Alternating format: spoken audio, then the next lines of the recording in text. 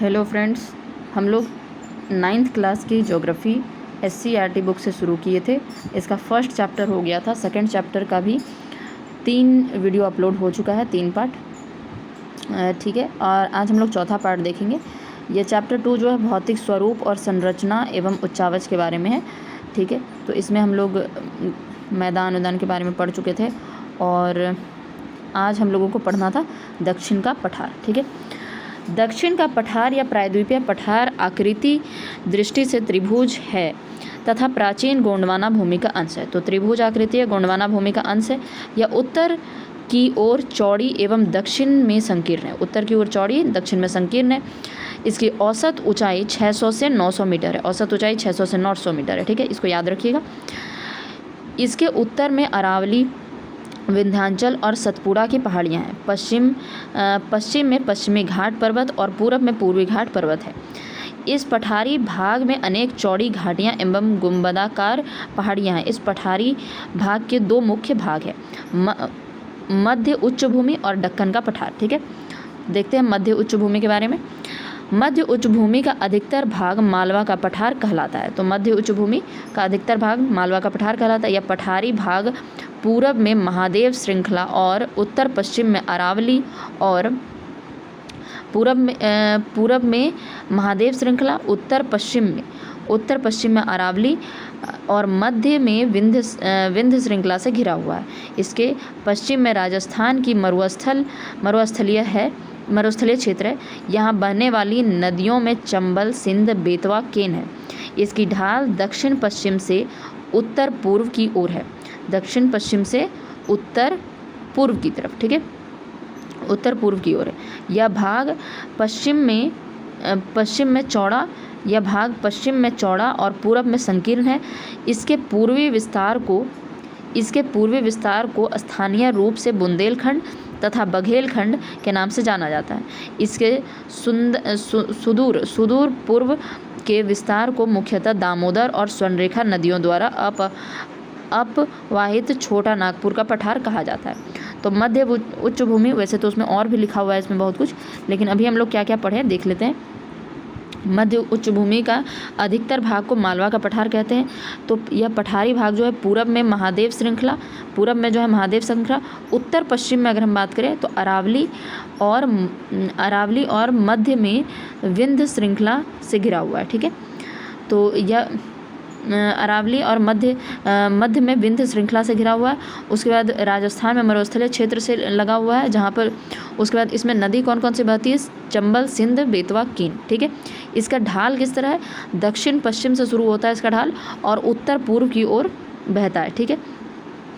तो उसी तरफ देखिएगा कि उधर से ही चंबल, केन, बेतवा जो है उसी तरफ जाता है और जाके गंगा में मिल जाता है, ठीक है। इसकी ढाल जो है दक्षिण पश्चिम से उत्तर पूर्व की ओर है। इसका भाग पश्चिम में चौड़ा और पूरब में संकीर्ण है। इसके पूर्वी विस्तार को स्थानीय रूप से, पूरब में जो विस्तार है उसको बुंदेलखंड और बघेलखंड कहते हैं, ठीक है। तो यह यूपी का जो दक्षिण का हिस्सा है वहाँ पर आप देखिएगा कि बुंदेलखंड और बघेलखंड के नाम से जाना जाता है उसको। इसके सुदूर पूर्व का विस्तार मुख्यतः दामोदर नदी, यानी पूर्व का अगर हम विस्तार देखें, बहुत पूर्व में भी दूर में, ठीक है, सुदूर लिखा हुआ है यानी थोड़ा सा दूर में, ठीक है। दामोदर और स्वर्णरेखा नदियों द्वारा अपवाहित छोटा नागपुर का पठार कहा जाता है, ठीक है। तो वहाँ पर दामोदर और स्वर्णरेखा नदियाँ हैं जो छोटा नागपुर पठार से बहती है। चलिए अब नीचे देखते हैं और क्या क्या लिखा है। विंध्याचल के दक्षिण में, अब विंध्याचल हम लोग देख लेते हैं, इस पठार के बीचों बीच है। विंध्याचल के दक्षिण में इन्हीं के समानांतर सतपुड़ा पहाड़ी तथा पूर्व में अमरकंटक एवं छोटा नागपुर का पठार है। तो विंध्याचल के दक्षिण में क्या है? विंध्याचल पहले तो इस भूमि या जो पठार है इसके बीच में है और इसके दक्षिण में सतपुड़ा की पर्वत है। उसके बाद पूरब में है अमरकंटक और छोटा नागपुर का पठार। सतपुड़ा की पहाड़ी 1350 मीटर ऊंची धूपगढ़ी चोटी पंचमढ़ी पहाड़ी पर है। तो इस सतपुड़ा पहाड़ी जो है इसकी ऊंचाई कितनी है? 1350 मीटर और इसकी ऊंची मतलब धूपगढ़ी चोटी जो है सबसे ऊंचा है पंचमढ़ी पहाड़ी पर है, ठीक है। इस क्षेत्र में छोटा नागपुर का पठार भी एक सुस्पष्ट पठारी इकाई है। इसका विस्तार बिहार राज्य के गया जिले के दक्षिणी सीमा तक है। ठीक है, यानी कि झारखंड से लगभग शुरू होता है, गया जिले के दक्षिणी सीमा तक है।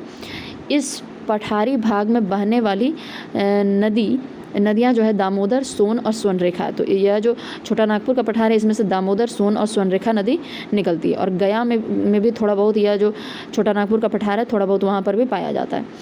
इसका पश्चिमी मध्यवर्ती भाग 1100 मीटर ऊंचा है, जो पात क्षेत्र कहलाता है। ठीक है, जो झारखंड का यह जो छोटा नागपुर पठार है, इसके पश्चिम मध्यवर्ती भाग को, यानी पश्चिम में जो मध्यवर्ती भाग है उसमें 1100 मीटर ऊंचा है, जो पात क्षेत्र कहलाता है। और छोटा नागपुर झारखंड की सबसे ऊंची पठारी क्षेत्र है, और इसका जो पश्चिम का मध्यवर्ती भाग है उसको पात क्षेत्र कहते हैं, 1100 मीटर ऊंचा है। ठीक है, रांची का उसके बाद देखते हैं, रांची का पठार इसके पूर्व में है। ठीक है, तो छोटा नागपुर पठार जहाँ पर है उसी के पूर्व में क्या है, रांची का पठार है, तथा इसकी ऊंचाई औसत 600 मीटर। रांची का पठार जो है 600 मीटर है। तीसरा पठार निचले हजारीबाग का पठार है। तो एक तो है छोटा नागपुर का पठार, उसके बाद कौन सा है, रांची का पठार जो कि 600 मीटर का है, और उससे नीचे कौन सा है, हजारीबाग का पठार है, जिसका की ऊंचाई 300 मीटर है। या पारसनाथ की पहाड़ी 1365 मीटर ऊँची है। इसी हजारीबाग के पठार पे क्या है, पारसनाथ की पहाड़ी है 1365 मीटर। सतपुड़ा पर्वत के दक्षिण में तापी की घाटी है। नर्मदा और तापी दोनों नदियां भ्रंश घाटी से होकर बहती। सतपुड़ा पर्वत के दक्षिण में, सतपुड़ा के दक्षिण में क्या है, तापी नदी है, तापी की घाटी है। नर्मदा और तापी दोनों नदियां भ्रंश घाटियों से होकर बहती है। यह हम लोग पहले भी बात कर चुके हैं।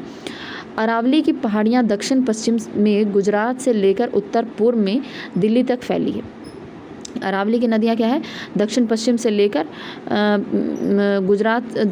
में गुजरात से लेकर उत्तर पूर्व दिल्ली तक फैला हुआ है। तो बस इतना याद रखिए, गुजरात से लेकर दिल्ली तक फैला हुआ है। दिल्ली के निकट इसे दिल्ली की पहाड़ियाँ कहते हैं। अरावली की औसत ऊंचाई 300 मीटर लगभग है। ठीक है, किंतु दक्षिण पश्चिम में आबू के निकट इसकी सबसे ऊंची चोटी माउंट आबू के गुरु शिखर 1722 मीटर ऊंची है। ठीक है, इसका औसत ऊंचाई तो 300 है, लेकिन गुरु शिखर जो है, माउंट आबू की चोटी गुरु शिखर, वह 1722 मीटर ऊंचा है। तो यह उच्च भूमि में हम लोग बहुत सारी चीज़ें पढ़ें, तो एक बार देख लेते हैं। सबसे पहले तो मध्य उच्च भूमि जो है उसका अधिकतर भाग मालवा का पठार कहलाता है। यह पठार जो है पूर्वी भाग में महादेव श्रृंखला है, उत्तर पश्चिम में अरावली है। ठीक है, मध्य में विंध्य श्रृंखला है, और इसके पश्चिम में राजस्थान की मरुस्थलीय क्षेत्र है। उसके बाद इसमें कौन कौन सी नदी बहती है, चंबल सिंध बेतवा केन। इसकी ढाल जो है दक्षिण पश्चिम से लेकर उत्तर पूर्व की ओर है। यह भाग पश्चिम में चौड़ा है और पूर्व में संकीर्ण है। इसके पूर्वी विस्तार को स्थानीय रूप से, इसका जो पूर्वी विस्तार है उसको बुंदेलखंड और बघेलखंड के नाम से जानते हैं। और इसके सुदूर पूर्व में दामोदर और स्वर्णरेखा नदियाँ छोटा नागपुर पठार से बहती है। ठीक है, उसके बाद विंध्याचल जो है वह इस पठार के बीचों बीच है। इसके दक्षिण में सतपुड़ा पहाड़ी है, और पूरब में अमरकंटक पहाड़ी है, और छोटा नागपुर का पठार भी है। ठीक है, तो सतपुड़ा की जो पहाड़ी है वह 1350 मीटर है। इसी पे धूपगढ़ी चोटी है। ठीक है, जो कि पंचमढ़ी पहाड़ी पर है। और छोटा नागपुर का जो पठार है यह भी इसका विस्तार जो है बिहार राज्य के गया जिले के दक्षिणी सीमा तक, यानी गया जिले में थोड़ा बहुत है दक्षिण की तरफ। इस पठार में बहने वाली जो नदियां हैं इस पठार से दामोदर, सोन, स्वर्णरेखा। ठीक है, इसका जो पश्चिम का भाग है, जिस पश्चिम के भाग के मध्यवर्ती भाग, यानी पश्चिम में जो मध्य भाग है वह 1100 मीटर का है, जिसे पात क्षेत्र कहते हैं। छोटा नागपुर जो है झारखंड का सबसे ऊंचा पठार है। उसके बाद है रांची का पठार जो कि 600 मीटर की ऊंचाई है उसकी औसत ऊंचाई, और तीसरा है निचले हजारीबाग का पठार। ठीक है, जो कि 300 मीटर ऊंचा है। लेकिन यहाँ का जो पारसनाथ पहाड़ी है वह 1365 मीटर ऊंचा है। सतपुड़ा की पहाड़ी के दक्षिण में तापी की घाटी है, और इसी यहाँ पर नर्मदा और तापी घाटी जो है, नदियाँ जो है भ्रंश घाटी से होकर बहती है। अरावली की पहाड़ियाँ दक्षिण पश्चिम से गुजरात से लेकर दिल्ली तक है, ठीक है। दिल्ली के निकट इसको दिल्ली की पहाड़ियाँ कहते हैं। अरावली की औसत ऊंचाई कितनी है? 300 लगभग है, लेकिन इसका आबू के निकट जो माउंट आबू पर्वत के पे जो गुरु शिखर है वह 1722 मीटर ऊंचा है, ठीक है। तो इसका हम लोग जो पठारी भाग में देखे थे, दक्षिण का पठार में मध्य उच्च भूमि और दक्कन का पठार था। तो इसका हम लोग फर्स्ट जो क नंबर था मध्य उच्च भूमि, उसके बारे में पढ़ चुके हैं। अब हम लोग देखते हैं दक्कन के पठार के बारे में, ठीक है।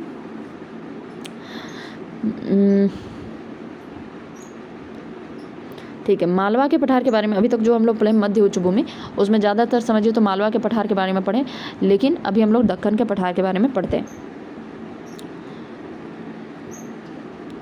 चलिए, और ज़्यादा नहीं है, बस दक्कन के पठार और उसके बाद थोड़ा बहुत और भी है, तटीय मैदान, ठीक है। दक्कन के पठार, दक्कन के पठार को दक्कन ट्रैप भी कहा जाता है।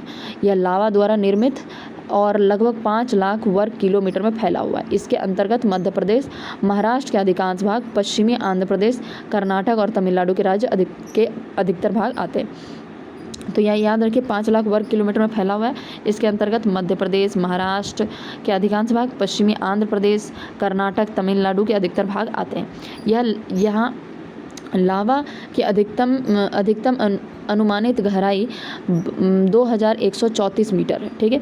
यानी समझिए तो 2 किलोमीटर तक लावा की गहराई है, किंतु पूर्व और उत्तर की ओर इसकी गहराई अपेक्षाकृत कम है। तो यह समझिए कि पश्चिम और दक्षिण की तरफ ज़्यादा है, लेकिन पूर्व और उत्तर की तरफ कम है, ठीक है, इसकी गहराई, लावा की गहराई। यह लावा द्वारा निर्मित है, ठीक है, इसलिए इसमें लावा की गहराई के बारे में पढ़ रहे हैं। पश्चिमी घाट पर्वत उत्तर में तापी नदी के बाएं तट से प्रारंभ होकर, तो पश्चिमी घाट पर्वत जो है वह तापी नदी के बाएं तट से प्रारंभ होकर दक्षिण में कन्याकुमारी अंतरीप तक जाती है। तो पश्चिमी घाट पर्वत जो है वह क्या है, तापी के बाएं तट से शुरू होकर दक्षिण में कन्याकुमारी अंतरीप तक जाती है। इसके 1600 किलोमीटर लंबाई में फैला हुआ है। इसे सह्याद्री की पहाड़ी भी कहते हैं। यहाँ 4 प्रमुख दर्रे हैं, इसके बारे में हम लोग पढ़ भी चुके थे, थाल घाट, भोर घाट और पाल घाट। इसमें एक सिनकोटा भी है, ठीक है। पहले हम लोग 3 पढ़े थे, थाल घाट, भोर घाट और पाल घाट, इसमें सिनकोटा भी है। 4 प्रमुख दर्रे हैं, थाल घाट, भोर घाट, पाल घाट और सिनकोटा। उसके बाद देखते हैं दक्षिण की ओर पश्चिमी घाट पर्वत नीलगिरी की पहाड़ियों द्वारा पूर्वी घाट से मिल जाती है। तो दक्षिण का जो मतलब पश्चिमी घाट पर्वत जो है और पूर्वी घाट पर्वत का मिलन कहाँ पर होता है, वह नीलगिरी की पहाड़ियों द्वारा होता है। यहाँ की सबसे ऊंची चोटी दोदा बेटा जो कि 2670 मीटर ऊंचा है। तो यहाँ की सबसे ऊंची चोटी क्या है, दोदा बेटा 2670 मीटर ऊंचा है।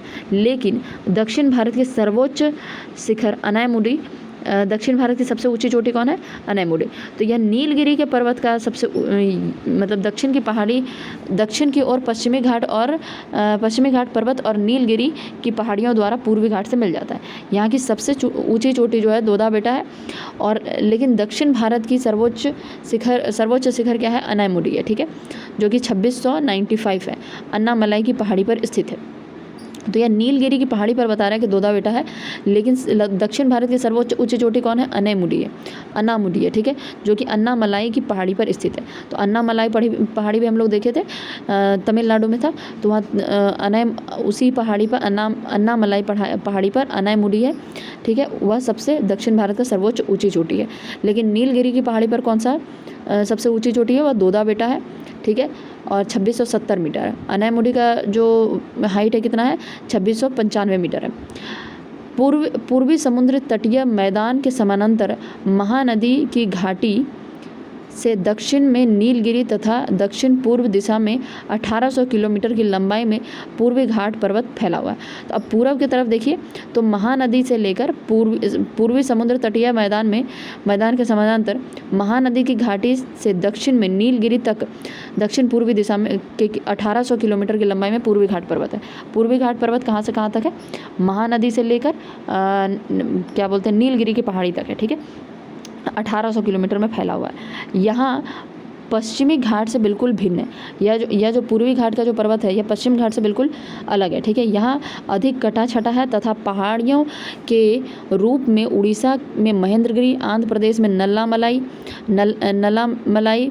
पालकोंडा और तमिलनाडु में अन्नामलाई, पचामलाई, शिवराय पालिनी और वेलांगिरी पूर्वी घाट की प्रमुख पहाड़ियाँ हैं। तो ये प्रमुख पहाड़ियों के बारे में बताया गया। उड़ीसा में महेंद्रगिरी है, आंध्र प्रदेश में नल्लामलाई और पालकोंडा है, ठीक है। तमिलनाडु में अन्नामलाई, पचामलाई, शिवराय पालिनी एवं वेलंगिरी है, ठीक है। वेलंगिरी याद रखिएगा, याद नहीं रहेगा ये। बाकी पालनी, शिवराय और ये सब तो हम लोग पहले भी देख चुके हैं। वेलंगिरी याद रखिएगा, ठीक है। ये पहाड़ियाँ महानदी, गोदावरी, कृष्णा और कावेरी नदियों द्वारा पृथक है। तो यह सब जो पहाड़ है यह कैसे अलग है, मतलब बीच बीच में काटा कौन है इसको, तो ये कभी महानदी की नदी, जो महानदी है, गोदावरी है, कृष्णा है, कावेरी, या इन सारे पहाड़ियों को पृथक करता है। ये नदियाँ उपजाऊ मैदान तथा डेल्टा का निर्माण करती है। ये मैदान, जितनी भी नदियाँ हैं यह क्या करती है, मैदान और डेल्टा का निर्माण करती है। तो चलिए ठीक है, इसमें क्या क्या दक्कन के पठार में हम लोग क्या क्या पढ़ें कि दक्कन के पठार को दक्कन ट्रैप भी कहा जाता है क्योंकि ये लावा द्वारा बना हुआ है, 5 लाख वर्ग किलोमीटर में फैला हुआ है। इसके अंतर्गत कौन कौन से क्षेत्र आते हैं, मध्य प्रदेश, महाराष्ट्र का अधिकांश भाग आता है, पश्चिमी आंध्र प्रदेश, कर्नाटक, तमिलनाडु का अधिकतर भाग आता है, ठीक है। यह जो अनुमानित गहराई है तो लगभग 2 किलोमीटर तक है, लेकिन पूरब और उत्तर में इसकी गहराई, लावा की गहराई कम है, ठीक है। दक्षिण और पश्चिम में ज़्यादा है। पश्चिमी घाट पर्वत है, तापी नदी के बाएं से शुरू होता है, मतलब तापी नदी जहाँ के बाएं तट से शुरू होकर कन्याकुमारी अंतरिक्ष तक 1600 किलोमीटर तक फैला हुआ है। और इसे सह्याद्री की पहाड़ी भी कहते हैं। इसमें 4 प्रमुख दर्रे हैं, थालघाट, भोरघाट, पालघाट, सिनकोटा, ठीक है। दक्षिण की ओर पश्चिमी घाट पर्वत नीलगिरी की पहाड़ी, मतलब पश्चिम और पूर्व का जो घाट पर्वत है उसको कौन मिलाता है, नीलगिरी की पहाड़ी मिलाती है। तो नीलगिरी पहाड़ी का सबसे ऊंचा चोटी कौन सा है, दोदा बेटा, ठीक है, जो कि 2670 किलोमीटर है। लेकिन दक्षिण भारत की सर्वोच्च ऊंची चोटी है अनामुडी, ठीक है, जो कि अन्नामलाई की पहाड़ी पर स्थित है, तमिलनाडु में। उसके बाद पूर्वी तटीय मैदान में हम देखते हैं कि वह महानदी से शुरू होता है और कन्याकुमारी तक 1800 किलोमीटर है, ठीक है। जैसे इसमें हम लोग पढ़े थे क्या, पश्चिमी घाट जो है 1600 किलोमीटर है, लेकिन पूर्वी घाट कितना है, 1800 किलोमीटर है। यह पश्चिमी घाट से बिल्कुल अलग है, पश्चिमी घाट से बिल्कुल अलग है। पश्चिमी घाट में कटा छटा नहीं है, लेकिन पूर्वी घाट में क्या है, बहुत ज़्यादा कटा छटा पहाड़ी के रूप में है, ठीक है। इसमें उड़ीसा में महेंद्रगिरी पहाड़ी है, आंध्र प्रदेश में नल्लामलाई, पालकोंडा, तमिलनाडु में अन्नामलाई, पचामलाई, शिवराय पालिनी, वेलंगिरी पूर्वी घाट की प्रमुख नदियाँ। ये पहाड़ियाँ महानदी, गोदावरी, कृष्णा, कावेरी नदियों द्वारा पृथक है। ये नदियाँ उपजाऊ मैदान और डेल्टा का निर्माण करती है, ठीक है। अब चलते हैं हम लोग तटीय मैदान के बारे में पढ़ते हैं। दक्षिण के पठार के दोनों किनारों पर तटीय मैदान का विस्तार है, ठीक है। दक्षिण के पठार के दोनों किनारों पर तटीय मैदान है, ठीक है। पहाड़ के बगल में तट का मैदान है, ठीक है। इस मैदान का निर्माण समुद्री क्रियाओं द्वारा, नदियों द्वारा बहाकर लाई गई मिट्टी द्वारा होता है। नदी जो बहती है तो वह अपने साथ साथ गाद, मिट्टी ये सब बहा के लाती है, तो वहाँ पर जाके जमा कर देती है, ठीक है। तो वह इसी के कारण यह मैदान का निर्माण हुआ। इस मैदान के 2 बड़े भाग हैं, ये पश्चिमी तटीय मैदान और पूर्वी तटीय मैदान। पश्चिम में भी थोड़ा मैदान है और पूरब में भी। पश्चिम तटीय मैदान उत्तर में खंभात की खाड़ी से लेकर दक्षिण में कन्याकुमारी तक है। कन्याकुमारी मतलब कि खंभात की खाड़ी से शुरू होता है और ये कन्याकुमारी तक है पश्चिम में, ठीक है। इसकी औसत चौड़ाई जो है 10 किलोमीटर आसपास है, ठीक है, 10 किलोमीटर के मध्य। इस मैदानी भाग में बहने वाली नदियाँ अत्यधिक तीव्र गति से बहती है। अब यह जो मैदानी भाग है यानी कि इधर जो है यह बहुत ही तीव्र गति से बहता है, इसलिए नदियों द्वारा मिट्टी का जमाव अधिक नहीं हो पाया, मतलब 10 किलोमीटर ही इसलिए है क्योंकि इधर जो नदी बहता है वह बहुत ज़्यादा तेज़ गति का होता है, इसलिए यहाँ पर ज़्यादा जमाव नहीं हो पाता है नदियों द्वारा जो गाद लाया जाता है, ठीक है। इसके दक्षिणी भाग में कई लैंगून पाए जाते हैं, ठीक है। तो दक्षिण भाग में ये जो पश्चिमी मैदान है, मतलब पश्चिमी तटीय मैदान है, उसमें लैंगून बहुत सारे पाए जाते हैं। उसके बाद न्यू मंगलूर और कोच्चि के बंदरगाह ऐसे ही लैंगून पर स्थित है। न्यू मंगलूर और कोच्चि का बंदरगाह जो है लैंगून पर ही स्थित है। यहाँ के कुछ अवशिष्ट मैदान का भी निर्माण हुआ है, जिनमें सौराष्ट्र और कच्छ का तटीय मैदान है। ठीक है, यह अवशिष्ट मैदान है, सौराष्ट्र और कच्छ का तटीय मैदान। पश्चिमी तटीय मैदान के उत्तरी भाग को कोंकण, दक्षिणी भाग को मालाबार तटीय मैदान कहा जाता है। ठीक है, उत्तर भाग को कोंकण कहते हैं और दक्षिणी भाग को मालाबार तटीय मैदान कहते हैं। नदियों की गति तीव्र होने के कारण प्रायः सभी नदियों द्वारा मुहाने पर ज्वार नदभुग यानी एस्चुरी बनाती है। यानी कि देखिए, पूर्वी भाग में जो भी होता है तो हम लोग पढ़ते थे कि डेल्टा बनता है। ठीक है, लेकिन इधर जितना भी बनता है यानी पश्चिम तरफ में, वह सब ज्वार नदमुख यानी एस्चुरी का विकास होता है। नदियों की तीव्र गति के कारण यह मैदान काफ़ी कटा छटा है और नदियों की तीव्र गति के कारण यहाँ का जो मैदान है वो काफ़ी कटा छटा है, बहुत समतल नहीं है। उसके बाद आते हैं पूर्वी तटीय मैदान में। पश्चिमी तटीय मैदान में हम लोग क्या क्या पढ़ें, इसमें हम लोग पढ़ें कि यह दक्षिण के पठार के दोनों किनारे, मतलब यह तटीय मैदान है, ये तो हम लोग देख लिए। पश्चिम तटीय मैदान जो है वह खंभात की खाड़ी से लेकर कन्याकुमारी तक रहता है और इसकी औसत चौड़ाई जो है 10 किलोमीटर के आसपास है और यहाँ पर बहुत तेज़ बहने वाली नदियाँ हैं, इसके लिए यहाँ पर बहुत ज़्यादा गाद का जमाव नहीं हो पाता है। यहाँ पर बहुत सारे लैंगून पाए जाते हैं। दक्षिण में अगर हम देखेंगे तो लैंगून पाए जाते हैं, जिसमें न्यू मंगलूर और कोच्चि जो बंदरगाह है यह लैंगून पर ही है। यहाँ का कुछ अवशिष्ट मैदान है जो कि सौराष्ट्र और कच्छ जो है, कच्छ का तटीय मैदान मुख्य रूप से। ठीक है, इसके उत्तरी भाग को क्या कहते हैं, इस मैदान के उत्तरी भाग को कहते हैं कोंकण और दक्षिणी भाग को मालाबार तटीय मैदान कहते हैं। ठीक है, नदियों की गति तीव्र होने के कारण प्रायः नदियाँ मुहाने में क्या बनाती है, ज्वार नदमुख का विकास होता है। ठीक है, नदियाँ जो है तीव्र गति के कारण मैदान में काफ़ी कटा छटा है। अब हम लोग पूर्वी तटीय मैदान के बारे में पढ़ते हैं। पूर्वी तटीय मैदान पश्चिमी तटीय मैदान की अपेक्षाकृत अधिक चौड़ी है, क्योंकि यहाँ जो नदियाँ हैं वह बहुत तीव्र गति की नहीं, वह धीमी धीमी गति से चलता है। तो जब धीमी गति से चलता है तो वह सारा जो गाद है वह छोड़ते हुए जाता है, इसलिए इसका जो चौड़ाई है, इसका पश्चिमी तटीय मैदान से ज़्यादा चौड़ाई इसका मैदान है। इसकी चौड़ाई 160 से 350 किलोमीटर तक। तो देखिए वहाँ पर कितना 10 किलोमीटर ही था और यहाँ पर 160 से 350 किलोमीटर तक है। यह भाग उत्तर में गंगा के मुहाने से दक्षिण में कन्याकुमारी अंतरिप तक फैला। वह कितना था, खंबात की खाड़ी से शुरू हुआ था और कन्याकुमारी तक था। यह गंगा के मुहाने से शुरू होकर और कन्याकुमारी तक है। इस मैदान का निचला भाग डेल्टा है। निचला भाग क्या कहलाता है, डेल्टा है। ठीक है, तो वही जब गंगा या महानदी जितना भी नदी उदी है, कृष्णा कावेरी, वो सब ले जाके डेल्टा बनाती है, उसी को वही कह रहा है कि निचला भाग डेल्टा है। और ऊपरी भाग अधिकांशतः नदियों के निक्षेप से बना होता है। नदियाँ जो छोड़ देती है निक्षेप, उसके कारण बना हुआ है। इसके निचले भाग में महानदी, गोदावरी, कृष्णा, कावेरी आदि नदियों ने पठार के निचले भाग से अवसाद लाकर निक्षेप करती।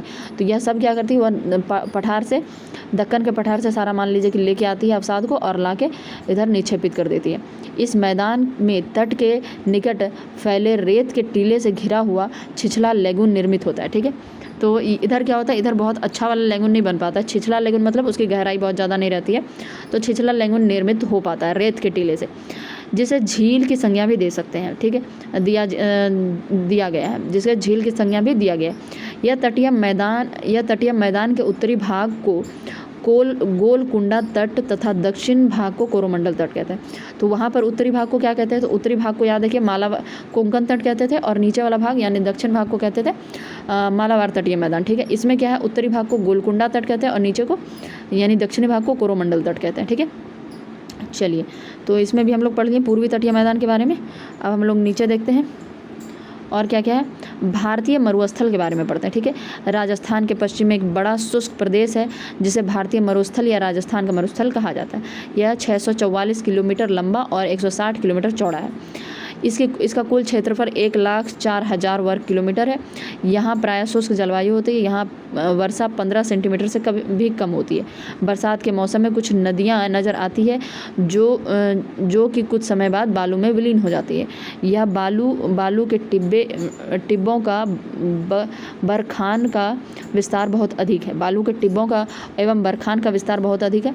यहाँ की एकमात्र बड़ी नदी है लूनी नदी। ठीक है, यह भारत में अंतः प्रवाह की सबसे लंबी नदी है। इस नदी का अंत कच्छ के रन में हो जाता है। तो भारतीय मरुस्थल को देखिए, राजस्थान का मरुस्थल भी कहते हैं। यह 144 किलोमीटर लंबा है और चौड़ाई कितनी है, 160 किलोमीटर। ठीक है, यह कुल क्षेत्रफल कितना है, 1,04,000। उसके बाद 15 सेंटीमीटर से भी कम बारिश होती है और बारिश के समय में थोड़ा बहुत नदी उदी नज़र आ जाता है। यहाँ पर प्रसिद्ध क्या है सबसे ज़्यादा, विस्तार क्या है सबसे ज़्यादा, बालू के टिब्बों का और बरखान का सबसे ज़्यादा विस्तार है। यहाँ पर लूनी नदी है जो कि कच्छ के रन तक जाती है। उसके बाद द्वीप समूह के बारे में हम लोग पढ़ते हैं। भारत की समुद्र सीमा के अंतर्गत 1256 द्वीप है। तो याद रखिएगा कितना है, 1256। ये मुख्यतः 2 समूहों में, बंगाल की खाड़ी द्वीप समूह में लगभग 572 द्वीप है, जिसके 36 द्वीप पर आबादी पाई जाती है, यानी कि 572 में से केवल 36 पे आबादी पाई जाती है। अरब सागर में 47 द्वीप है। ठीक है, तो देखिए बंगाल की खाड़ी में कितना है, 572, ठीक है, जिसके 36 द्वीपों पर आबादी पाई जाती है। अरब सागर में कितना है, अरब सागर में है 47 द्वीप है। इसके अतिरिक्त गंगा सागर और महानदी के डेल्टा में अनेक द्वीप स्थित हैं। मतलब यह सब तो द्वीप हैं ही, उसके अलावा भी जो 1256 द्वीप बताया है उसमें बहुत सारा गंगा सागर और महानदी डेल्टा के कारण जो द्वीप बन जाता है वह भी स्थित है। भारत और श्रीलंका के बीच कई छोटे छोटे द्वीप हैं। इसी प्रकार गुजरात, केरल, महाराष्ट्र और कर्नाटक के तट पर भी अनेक द्वीप स्थित है। बंगाल की खाड़ी के बड़े द्वीप समुद्र को अंडमान और निकोबार द्वीप समूह के नाम से जाना जाता है। इस द्वीप समूह को 10 डिग्री चैनल 2 भागों में बांटती है। ठीक है, तो ये जो बंगाल की खाड़ी में अंडमान निकोबार है, तो ये अंडमान निकोबार जो है उसको कौन बांटता है, अंडमान और निकोबार को, तो 10 डिग्री चैनल बांटती है। ठीक है, ये द्वीप जलमग्न पर्वतों के ऊपरी भाग है। भारत का सबसे दक्षिणतम बिंदु क्या है, इंदिरा पॉइंट है। ठीक है, 6 डिग्री 30 मिनट उत्तरी अक्षांश पे है ये। ठीक है, दिसंबर 2004 में आई सुनामी में यह पूर्णतः डूब गया।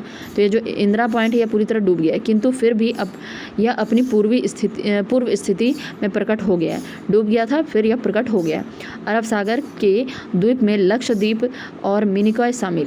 तो अरब सागर में क्या है, लक्षद्वीप और मिनिकॉय। ठीक है, बंगाल के खाड़ी में क्या था, अंडमान निकोबार, अरब सागर में है लक्षद्वीप और मिनिकॉय।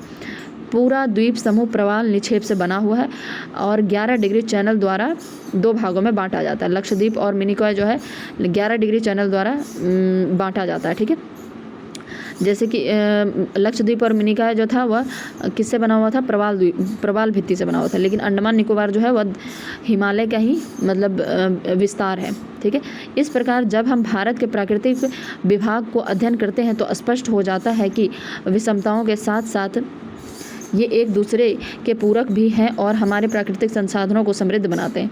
उत्तर का पर्वतीय भाग जल और वनों का बड़ा स्रोत है, तो विशाल मैदान अन्न का भंडार है। वर्तमान में एक भूगर्भीय सर्वेक्षण से पता लगा है कि बिहार का गंगा बेसिन द्रोणी में खनिज तेल का विशाल भंडार है। इसके अतिरिक्त विशाल मैदान प्राचीन सभ्यताओं के विकास का भी आधार रहा है। दक्षिण पठारी भाग खनिज संपदाओं से भरा पड़ा है जो हमारे औद्योगिक विकास में भरपूर सहायक है।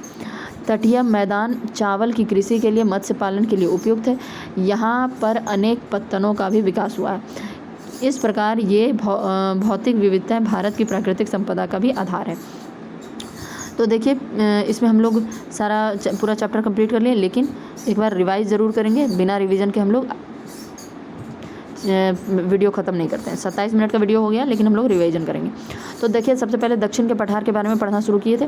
दक्षिण का पठार जो है दक्षिण का पठार या प्रायद्वीपीय पठार की आकृति कैसा है, त्रिभुजाकार है, गोंडवाना भूमि का अंश है और उत्तर में चौड़ा है, दक्षिण में संकीर्ण है। 600 से 900 मीटर की इसकी ऊंचाई है। अरावली, विंध्याचल, सतपुड़ा इसके उत्तरी भाग में है, बल्कि और पश्चिम में और पूर्व में पश्चिमी घाट और पूर्वी घाट है। इसके 2 भाग हैं, उच्च मध्य भूमि और दक्कन का पठार। ठीक है, उच्च मध्य भूमि इसमें ज़्यादातर मालवा का पठार कहलाता है और यह पठारी भाग पूर्व में महादेव श्रृंखला, पूरब में जो है महादेव श्रृंखला, उत्तर पश्चिम में अरावली और मध्य भाग में विंध्य श्रृंखला से घिरा हुआ है। ठीक है, पश्चिम में क्या है, राजस्थान की मरुस्थल है। इसमें कौन कौन सी नदियाँ बहती है, चंबल, सिंध, बेतवा, केन। इसका ढाल किस तरफ है, दक्षिण पश्चिम से उत्तर पूर्व की तरफ है। ठीक है, यह भाग पश्चिम में चौड़ा और पूर्व में संकीर्ण है। यह भाग क्या है, पश्चिम में चौड़ा है और पूर्व में संकीर्ण है। उसके बाद इसके पूर्वी भाग को क्या कहते हैं, बुंदेलखंड या बघेलखंड के नाम से जाना जाता है। यहाँ पर दामोदर और स्वर्णरेखा नदियाँ भी पाई जाती है। छोटा नागपुर पठार में, ठीक है। विंध्याचल के दक्षिण में सतपुड़ा पर्वत है, ठीक है। इसके पूरब में अमरकंटक और छोटा नागपुर का पठार है। सतपुड़ा का जो पर्वत है उसमें वह 1350 मीटर का है। इसमें धूपगढ़ी नाम का एक चोटी है पंचमढ़ी पहाड़ी पर, ठीक है। छोटा नागपुर का पठार जो है इसका विस्तार जो गया जिले के दक्षिणी सीमा तक है। और इस पठारी भाग में बहने वाली नदियाँ कौन कौन सी है? दामोदर, सोन, स्वर्णरेखा। इसका जो पश्चिम में मध्यवर्ती भाग है उसका मतलब छोटा नागपुर पठार का जो पश्चिम में मध्यवर्ती भाग है वह 1100 मीटर का है, जिसे पोत क्षेत्र कहा जाता है। छोटा नागपुर झारखंड का सबसे ऊंचा पठार है। उसके बाद रांची का पठार है जिसकी औसत ऊंचाई 600 मीटर है। और उसके बाद हजारीबाग का पठार आता है जिसकी ऊंचाई 300 मीटर है। लेकिन यहाँ एक पारसनाथ पहाड़ी है, वह किस पर है? हजारीबाग के पठार पर है, याद रखिएगा। 1365 मीटर ऊँची है। उसके बाद देखते हैं सतपुड़ा के दक्षिण में तापी की घाटी है। नर्मदा और तापी दोनों नदियां भ्रंश घाटी से होकर बहती है। अरावली की पहाड़ियां दक्षिण पश्चिम में गुजरात से लेकर, अरावली की जो पहाड़ी है वह गुजरात से लेकर दिल्ली तक फैला हुआ है। दिल्ली में इसे दिल्ली की पहाड़ियाँ कहते हैं। अरावली की औसत ऊंचाई जो है 300 मीटर है। लेकिन इसका जो गुरु शिखर है, माउंट आबू गुरु शिखर, यह 1722 मीटर ऊँचा है। अब आते हैं दक्कन के पठार पर। दक्कन का पठार को दक्कन ट्रैप भी कहा जाता है। 5 लाख वर्ग किलोमीटर में फैला हुआ है। इसके अंतर्गत मध्य प्रदेश, महाराष्ट्र के अधिकांश भाग, पश्चिमी आंध्र प्रदेश, कर्नाटक, तमिलनाडु का राज्य अधिकतर भाग आते हैं। यहाँ लावा की अधिकतम अनुमानित गहराई 2134 मीटर तक है, किंतु पूर्व और उत्तर की ओर इसकी गहराई अपेक्षाकृत कम है, ठीक है। उसके बाद हम लोग देखे थे कि पश्चिमी घाट पर्वत के बारे में देखते थे। तो पश्चिमी घाट पर्वत जो है तापी नदी से प्रारंभ होकर और कन्याकुमारी तक है। 1600 किलोमीटर इसकी लंबाई है। सह्याद्री पहाड़ियाँ हैं। इसके 4 प्रमुख दर्रे हैं, थाल घाट, भोर घाट, पाल घाट, सिनकोटा, ठीक है। तो उसके बाद दक्षिण की ओर जो पश्चिमी घाट पर्वत है वो नीलगिरी की पहाड़ी जो है पश्चिमी घाट और पूर्वी घाट दोनों को मिलाती है। तो और नीलगिरी की पहाड़ी का सबसे ऊंची चोटी कौन सी है? वह है दोदा बेटा जो कि 2670 मीटर है। लेकिन अन्नामलाई की पहाड़ी पर अनैमुदी जो है वह दक्षिण भारत का सबसे सर्वोच्च शिखर है, 2695 मीटर, ठीक है। अब हम लोग पूर्वी तटीय मैदान की बात करें। पूर्वी समुद्र तटीय मैदान की बात करें तो महानदी से शुरू होकर यह कहाँ तक जाता है? महानदी से शुरू होकर नीलगिरी की पहाड़ी तक जाता है। यह 1800 किलोमीटर की लंबाई में फैला हुआ है। यहाँ जो है यह पश्चिमी घाट से बिल्कुल ही अलग है। यह अधिक कटा छटा है। यहाँ पर महेंद्रगिरी की पहाड़ी उड़ीसा में है। आंध्र प्रदेश में नल्लामलाई, पालकोंडा और तमिलनाडु में अन्नामलाई, पचामलाई, शिवराय, पालिनी और वेलंगिरी पूर्वी घाट की प्रमुख पहाड़ियाँ हैं। ये सब पहाड़ी में क्या है? महानदी कृष्णा, गोदावरी, कावेरी, यह जो है यह सब पहाड़ी को मतलब कि यह सब जो पहाड़ है इसको यह काटती है, ठीक है। यह नदियों में उपजाऊ मैदान है, डेल्टा है। तटीय मैदान की अगर हम बात करें तो दक्षिण के पठार में दोनों तरफ जो है तटीय मैदान है। तो पहले हम पश्चिम तटीय मैदान के बारे में बात करें तो खंभात की खाड़ी से लेकर कन्याकुमारी तक है और इसका चौड़ाई जो है 10 किलोमीटर के आसपास है।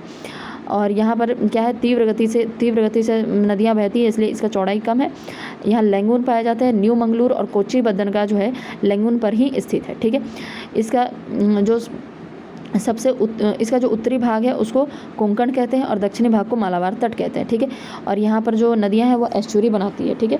पूर्वी तटीय मैदान की बात करें तो इसकी चौड़ाई जो है 160 से 350 किलोमीटर तक है, 350 किलोमीटर तक है। और यह गंगा के मुहाने से शुरू होकर कन्याकुमारी तक जाती है। इस मैदान का निचला भाग डेल्टा कहलाता है। ऊपरी भाग अधिकांशतः नदियों के निक्षेप से बना हुआ है। महानदी, गोदावरी, कृष्णा, कावेरी नदियों के पठार से वह अवसाद लेकर आती है और यहाँ निक्षेपित कर देती है। उसके बाद क्या है कि यहाँ पर छिछला लैगून मिलता है। ऊपर के जो उत्तरी मैदान है इसका उसको गोलकुंडा क्षेत्र कहते हैं और नीचे का जो है उसको कोरोमंडल तट कहते हैं, ठीक है। भारतीय मरुस्थल के बारे में बात करें तो राजस्थान का मरुस्थल है 644 किलोमीटर लंबा है, 160 किलोमीटर चौड़ा है और कुल क्षेत्रफल की बात करें तो 1,04,000 वर्ग किलोमीटर है। और यहाँ 15 सेंटीमीटर से भी कम वर्षा होती है। यहाँ नदियाँ नज़र नहीं आती। एक नदी है जो कि मतलब कच्छ के रण में लूनी नदी है जो कि कच्छ के रण तक जाती है। यहाँ बालू के टिब्बों और बरखान का विस्तार बहुत अधिक है। द्वीपों के बारे में बात करें तो 1256 द्वीप है, 572 जो है बंगाल की खाड़ी में है और 47 जो है वह अरब सागर में है। ठीक है, 572 में से 36 द्वीपों पर ही आबादी है। उसके बाद इसमें गंगा सागर और महानदी का डेल्टा भी आ जाता है। श्रीलंका के बीच में श्रीलंका और भारत के बीच में जो छोटी छोटी द्वीप है वह भी आ जाता है। तो ये सब बहुत कुछ आ जाता है। उसके बाद बंगाल की खाड़ी में अंडमान निकोबार है, जो कि अंडमान और निकोबार दोनों अलग कैसे होता है, 10 डिग्री चैनल से अलग होता है। इंदिरा पॉइंट जो है वह 6 डिग्री 30 मिनट उत्तरी अक्षांश है। ठीक है, दिसंबर 2004 में आई सुनामी में पूर्णतः डूब गया था यह। ठीक है, किंतु फिर यह अपनी पूर्व स्थिति में प्रकट हो गया। तो दिसंबर 2004 में जो सुनामी आया था उसमें डूब गया था, फिर यह थोड़ा अपने पूर्व स्थिति में आ गया है। अरब सागर में लक्षद्वीप और मिनिकॉय है, जो कि प्रवाल भित्ति द्वारा बना हुआ है और यह 11 डिग्री चैनल द्वारा अलग होता है। वह 10 डिग्री चैनल से अलग होता था। यह दोनों लक्षद्वीप और मिनिकॉय जो है 11 डिग्री चैनल से अलग होता है। तो यह हम लोग सब कुछ पढ़ लिए इसमें अब कुछ भी बचा नहीं है। चलिए थोड़ा सा MCQ प्रश्न है उसको देख लेते हैं। निम्नलिखित में से कौन सी चोटी भारत में स्थित नहीं है? तो माउंट एवरेस्ट नहीं है। ठीक है, यह नेपाल में है। बिहार के उत्तर पश्चिमी किनारे में हिमालय की कौन सी श्रेणी है? तो बिहार के उत्तर पश्चिमी श्रेणी में शिवालिक श्रेणी है हिमालय की। हिमालय के निर्माण में कौन सा सिद्धांत सर्वमान्य है? हिमालय के निर्माण में सबसे ज़्यादा प्लेट विवर्तनिकी सिद्धांत जो है सर्वमान्य है। सैंडल चोटी की ऊंचाई कितनी है? वैसे देखिए इसमें से यह क्वेश्चन दिया हुआ नहीं था, मतलब बुक में कहीं पर भी नहीं है, तो आपको देखना पड़ेगा कि सैंडल चोटी की ऊंचाई कितनी है। भारत का सबसे प्राचीन भूखंड कौन सा है? वह है प्रायद्वीपीय पठार। ठीक है, तो हम लोग सैंडल चोटी की बात कर रहे थे। सैंडल चोटी का ऊंचाई कितना है आइए देखते हैं अपनी मोबाइल में।